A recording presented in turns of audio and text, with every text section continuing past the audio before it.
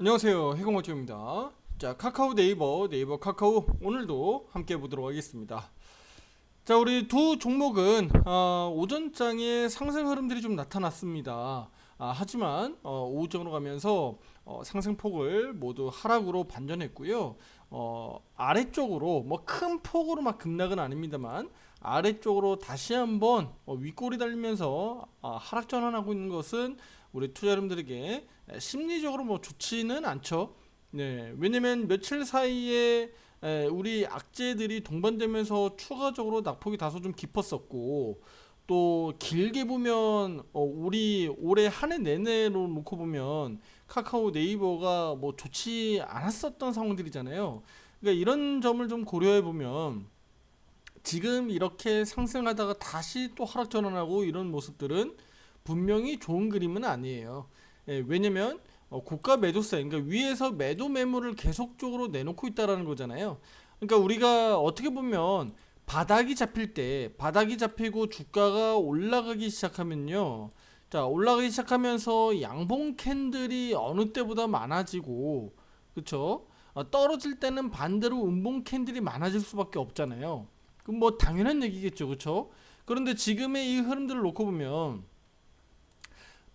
바닥 잡고 반등 나왔을 때 흐름 대비해서 최근 들어서 주가가 쭉쭉쭉 자꾸 흘러내릴 때 보면 양봉보다는 음봉 캔들이 훨씬 더 많고, 특히 떨어질 때 거래량이 많이 증가했었기 때문에 그만큼 뭐 네이버나 카카오 입장에서는 지금 바닥이 언제냐, 바닥이 어디 가격에서 나올 거냐라고 우리가 그 궁금증을 지금 해결해야 되는 부분들이잖아요, 그렇죠? 예, 물론 이제 최대 가격은 제가 언더로 아래 다 가격을 말씀드려서 그어놨지만 그 가격까지 안 가길 바랄 뿐이지 우리가 그 가격까지 내려간다라는 것은 아니니까 지금 수준에서라도 바닥을 좀 잘 만들어지길 바랄 뿐입니다. 자, 우리가 그런데 뭐 그러려면 뭐 여러 가지 이슈 이벤트들을 잘 체크하면서 가셔야 되는데 우리가 오늘까지 좀 말씀드렸죠. 19일까지 흐름을 좀 놓고 보고 그 이후에 언론에서 나오는 내용들을 잘 지켜보면서 카카오 네이버가 바닥을 잡고 단기적으로 좀 올라올 수 있는지, 아니면 되려 그 부분들이 시장 하락과 함께 더 안 좋게 돼서 오히려 아래로 더 추세적으로 아래로 더 꺾여 내려가는지를 우리가 주목해서 보셔야 되는데, 바로 그 기점을 19일자로 제가 말씀드렸던 겁니다. 그 19일자로 잡아드렸었던 이유가 바로 그 우리 그 포털 TF라 그래서 우리 정부 여당에서 이 부분들을 결성을 했고, 네이버를 오늘 직접 방문하기로 했었잖아요. 그래서 우리 그 네이버 임원들과 우리 그 면담을 통해서 네이버 포털 뉴스에 대한 어떤 좌편향에 대한 부분들을 뭐 지적하고, 뭐 뉴스 이런 것들 기사들 뭐 노출 알고리즘에 대해서 뭐 공정하게 좀 관리해 달라, 뭐 이런 얘기들을 강조했겠죠. 예, 뭐 당연한 얘기겠지만 이런 얘기인데 실제로 언론에서 나오는 내용들 오후부터 이제 좀 나오기 시작했는데 그냥 싱겁다. 그냥 이게 가장 맞을 것 같습니다. 그러니까 큰 의미 없는 내용들이었다라고 볼 수가 있어요. 그냥 가서 이런 너무 뻔한 얘기를 할 것 같으면 대체 TF 구성을 왜 해가지고 왜 투자 심리만 이렇게 자극하는지 모르겠습니다만, 일단은 오늘 뭐 내용들 나온 거 보면 면담한 내용에서 특별하게 뭐 그런 게 없어요. 예. 우리 그러니까 그 유봉석 네이버 정책위기관리 대표가 있어요. 그 대표가 의원들에게 오히려 뭐 사과를 하고 있는데, 뭐 사과를 뭐 좋다고 합시다. 그냥 도의적인 뭐 사과를 할 수도 있겠죠. 사과를 하고 또 네이버도 문제를 인식하고 있다. 그래서 창문을 닫겠다 정도 이제 밝혔다고 합니다. 그리고 그 TF 위원장 강민석 위원이 이제 그 네이버 포털 뉴스가 좀 너무 좌편향이 아니냐라고 해서 여기에 대해서 좀 관리 감독 방안을 좀 마련할 필요성이 있지 않겠느냐라고 좀 강조를 했다고 합니다.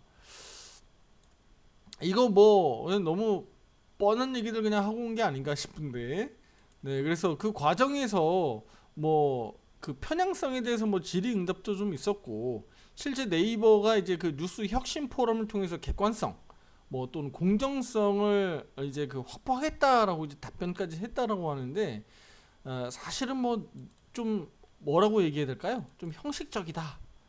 예, 그냥 형식적으로 그냥 뭔가 좀 뭐라 그래야 되나요? 뭐 여당 쪽에서 TF를 구성하다 보니까 뭐 형식상 와서 그냥 하고 간 게 아닌가. 어, 큰 의미 없는 지금 이런 흐름들이 아닌가 저는 싶어요. 어쨌든 그래서 네이버 쪽에서는요, 이런 부분에 있어서 좀 더 명쾌하지 않은 부분들도 좀 있고, 또 객관적이나 공정성에 대해서 자꾸 이제 그 일부 쪽에서 자꾸 뭐 자편형 됐다는 얘기가 나오니까 이 부분에 있어서 앞으로 좀 더 뚜렷하게 설명을 하고 또 확고하게 이런 부분들을 좀 명쾌하게 또 해보겠다라고 하니까요. 우리가 뭐 그냥 이런 얘기 그냥 듣고 하려고 그냥 가는 건가? 저는 좀 우스운데 어쨌든 싱겁게 끝났다. 그렇게 보시면 될 것 같습니다. 그리고 그 네이버 그 알고리즘에 대해서도 뭐 저도 이제 개인적으로 좀 알아보기도 했고 또 말씀을 좀 드리려고 하는데, 바로 뭐냐면요. 일단은 네이버 포털 뉴스는 뭐 복잡한 알고리즘을 통해서 일단 사용자에게 노출이 됩니다. 근데 그 알고리즘이 여러 가지 뭐 요소들을 가지고 이제 그 이렇게 노출이 되겠죠. 그쵸? 그냥 뭐 누구 일방적으로 누구 한 명을 위해서 막 노출되진 않잖아요. 그런데 이제 여기 이제 노출되는 빈도가 과거에는 오로지 그냥 뭐 예를 들어서 인기 뉴스 위주로 좀 반영됐다면 그 부분들이 다소 좀 완화가 많이 됐잖아요. 예. 그래서 여기 지금 나오는 거 보면 일단은 사용자의 검색 기록, 뭐 클릭 패턴, 뭐 이제 읽는 뉴스 어떤 기사에 대한 어떤 패턴들 그런 것들을 이제 분석한다는 거예요. 그래서 맞춤형 뉴스를 보통 좀 제공한다. 자, 그러면 잘 들어보세요. 그렇다고 보면 만약에 누구 하나가 너무 좌편향적으로 뉴스 기사를 계속적으로 그것만 본다라면 그쪽으로밖에 뉴스 기사가 자꾸 걸릴 수밖에 없는 거죠. 우리가 유튜브를 보듯이 똑같죠. 일부 유튜브 어느 한쪽을 자꾸 보다 보면 어느 한쪽의 영상들이 자꾸 알고리즘에 나오듯이, 반대로 또 우편향적인 또 뉴스 기사들을 자꾸 보게 되면 그쪽으로만 볼 수밖에 없는 구조가 되는 거죠. 네, 그렇다고 보면 되는 거예요. 그러니까 이 부분에 있어서 어느 한쪽으로 무조건 노출되기보다는 공정하게, 네, 언론사에서 누구나 그냥 공정하게 나올 수 있게끔 하면 되는데, 너무 한쪽으로만 일부 자꾸 보다 보면 그쪽으로밖에 나올 수밖에 없는 구조가 만들어진다. 네, 그렇게 보는 겁니다. 그거는 어쩔 수 없는 거죠. 왜냐면 개인의 성향이니까. 내가 예를 들어서 설명드릴게요. 내가 예를 들어서 좌편향 쪽으로 자꾸 보고 있는데, 어 저거 알고리즘으로 놓고 봤을 때 저 사람 너무 좌편향 쪽으로만 보는데, 그러면 일부러 우편향 쪽으로 그러면 계속적으로 보여주게끔 노출시켜야 되나? 이거는 좀 내용이 좀 아니죠, 투자 여러분들. 제가 지금 말씀드리고 싶은 게 바로 이거예요. 그러게 이거를 무조건 내가 이쪽으로 보기를 원해서 나는 이쪽으로 보고 있는데, 이것을 이 사람은 무조건 좌편향 쪽이니까 아니야, 저 사람 하나 좀 꺾어놔야 돼, 일부 꺾어놓고 너는 우편향 쪽으로 좀 봐야 돼 라고 해서 반강제적으로 이걸 노출시킬 필요가 있는 얘기죠. 어차피 선택할 수 있는데 소비자가 이거 선택할 수 있는 거잖아요. 네, 선택할 수 있는 부분은 제가 잠시 후에 말씀드리고, 그 다음에 이제 인기 뉴스를 좀 반영하겠죠. 뭐 어떤 뭐 예를 들면 뭐 일주일이 됐든 한 달이 됐든 뭐 일정 특정 기간 동안에 많은 사용자들이 클릭 수가 늘어난다든지 공유한다든지 뉴스 정보를 많이 공유하고 막 퍼나르고 사용할 수 있겠죠. 그런 부분들이 아무래도 많은 사용자들에게 노출될 가능성이 높다. 이건 뭐 당연한 얘기겠죠. 그리고 이제 편집 알고리즘이라 해서 네이버 뉴스팀에서 이제 주도하는 편집 알고리즘이 있는데, 이 부분도 이제 아무래도 정치권이나 이쪽에서는 이제 이거를 조금 이제 아마 건드리려고 하지 않을까. 그쪽에서 이쪽 부분에서 좀 잘해라 이제 이런 거겠죠.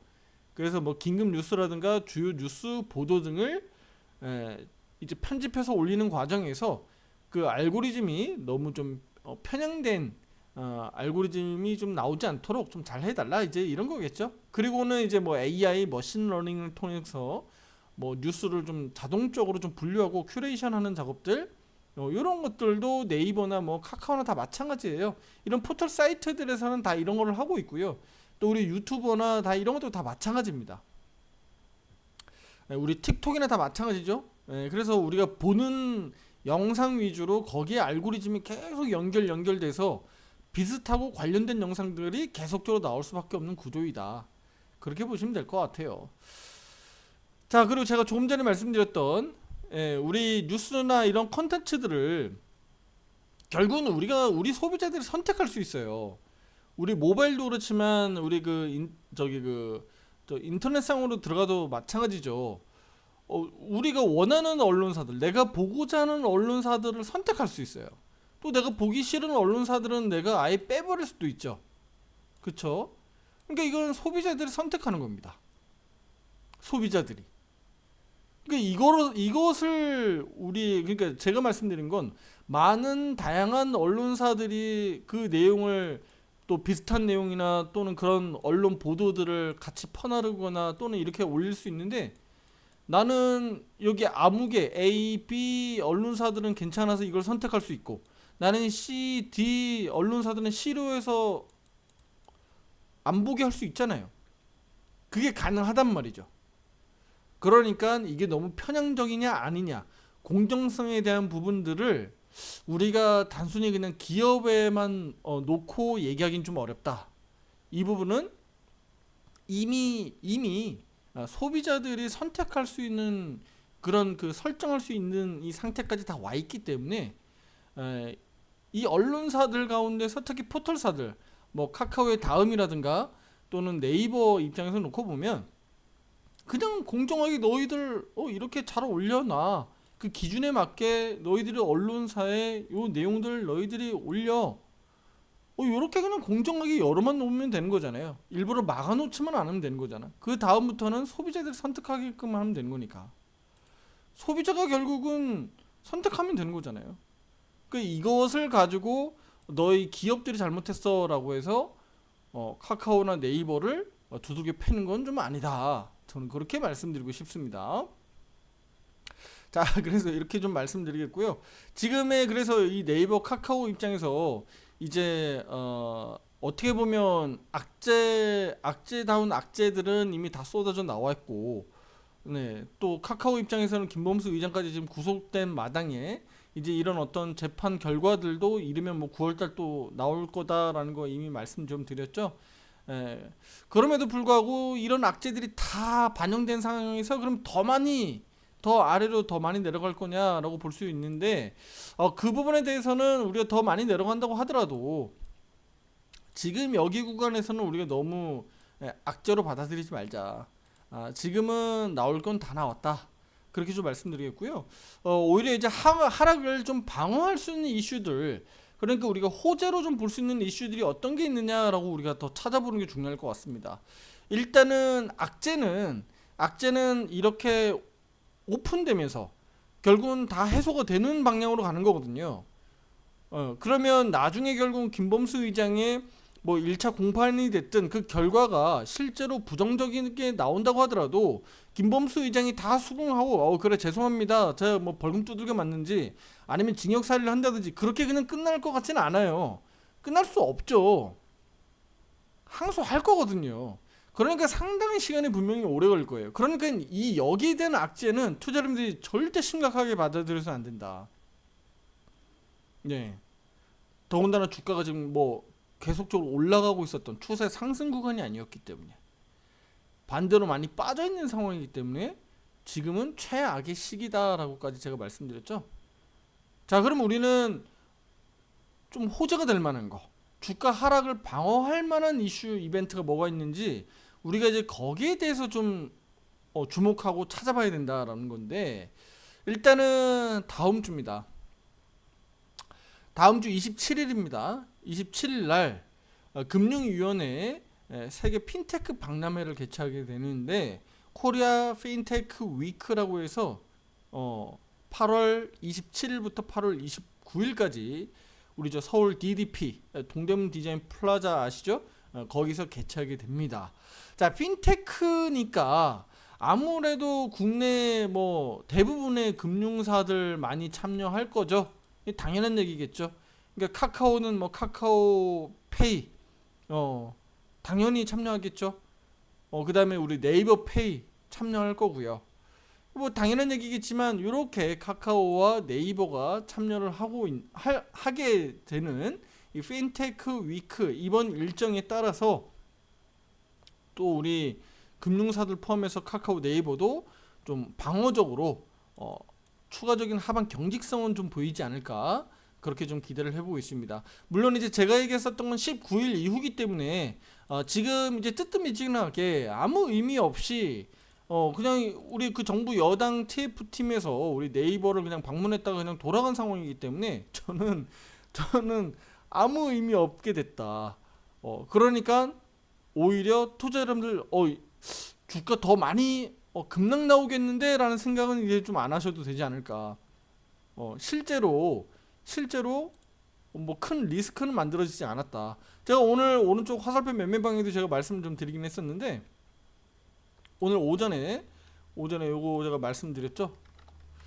요 상황이었어요. 오전에 1% 가량 카카오는 올랐고 또 0.38% 가량 네이버도 소폭 상승 흐름인데 말씀드렸죠. 오늘 큰 변수 없을 것 같다.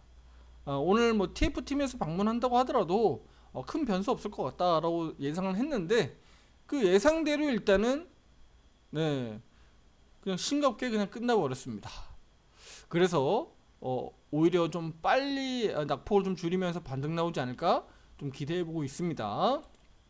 그리고 이벤트 상으로는 다음 주 27일 날 우리 코리아 핀테크 위크 2024가 개최가 되니까 우리 참여하는 우리 카카오페이를 포함해서 네이버페이 이제 같이 이제 참여하게 되니까 그 다음에 카카오뱅크도 참여합니다. 그래서 같이 참여하게 되니까 우리가 좀 시기적으로는 이르면 내일부터 그리고 다음 주로 이어지는 이런 일정들을 좀 고려했을 때 카카오 네이버도 좀 바닥을 잡아주길 우리는 기대 한번 해보도록 하겠습니다.